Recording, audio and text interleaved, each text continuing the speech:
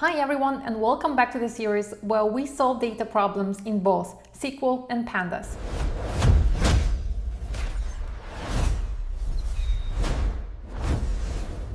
Today's challenge is to find customer referee. We have a table customer with customer ID, customer name, and referee ID.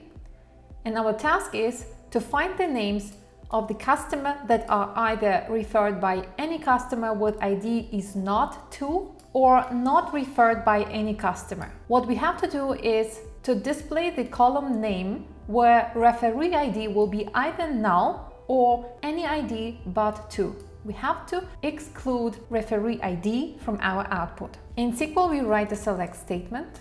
Since we need to output only one column, we write select name from table customer. And now we use the where clause to write our conditions. As we said, we want referee ID not to be equal to 2, or the second condition is referee ID is null. We use the is null operator combined with or to ensure we capture both conditions. Now let's run the query.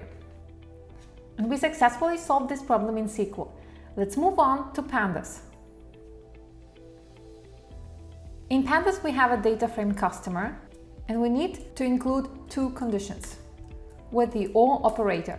The first condition is we take the column referee ID and we say it should not equal to 2.